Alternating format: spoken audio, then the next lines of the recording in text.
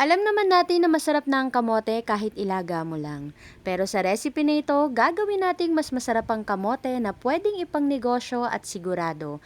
Kahit na mga bata, magugustuhan nito. Sarap-sarap.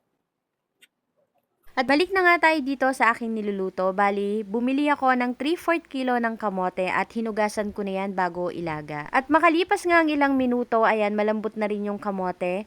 Palamigin muna natin yan bago balatan. Maganda rin po pala kung gagawa kayo ng ganitong klaseng recipe, yung magandang klaseng kamote yung mabibili ninyo, yung hindi maugat. After nating mabalatan lahat ng kamote, dudurugin naman na natin ito. At dahil malambot na nga yung pagkakaluto ko dito sa kamote, madali na siyang madurog, kaya tinidor na lang din yung ginamit ko. After natin itong madurog, ilalagay na rin natin yung iba pang mga ingredients na kakailanganin. Naglagay ako dito ng asin, to balance the taste, condensed milk at cornstarch. Haluin natin ito, then maglagay na tayo ng 2 piraso ng itlog. Bali sa recipe na ito ay puro paghahalo yung madalas nating gagawin. After nga nating mailagay yung 2 piraso ng itlog, mag-a-add ulit tayo ng cornstarch. Bali 2 and 1/4 cups ng cornstarch yung mailalagay natin dito. At ang huling ingredients na ilalagay natin ay white sugar. Mga 1/3 cup ay okay na. Haluin natin ito hanggang sa maging ganito na yung consistency ng ating kamote mixture. Bali sa paggawa ng ating masarap na merienda ay 1 tablespoon ang sukat ng bawat kamote stick na ginagawa ko. Madali lang naman po itong gawin. Bali, i-roll lang natin yan at bago pala gawin yan, maglagay tayo ng cooking oil sa kamay para hindi dumikit. At sa pagluluto naman ay madali lang naman po. Magpainit lang tayo ng mantika at prituhin ito hanggang sa mag-golden brown.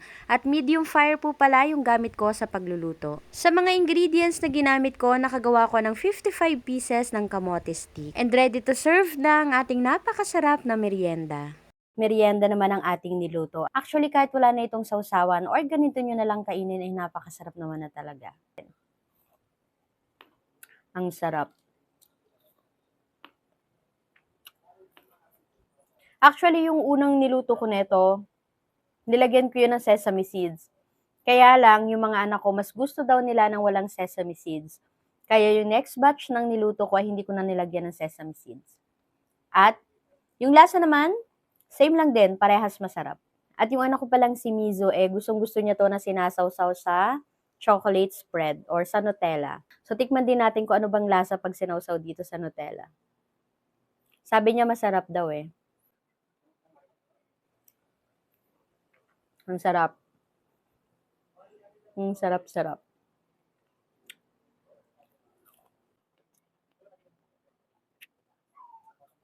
Magugustuhan to ng mga bata. Ako kasi, kahit walang Nutella, para sa akin masarap na to. Pero mas lalo nga naman talaga siyang sumarap nung sinawsaw dito sa chocolate spread or dito sa Nutella. So kung may mga kamote kayo dyan, wag nyo lang basta ilaga. Try nyo rin po na gawing mas masarap na merienda.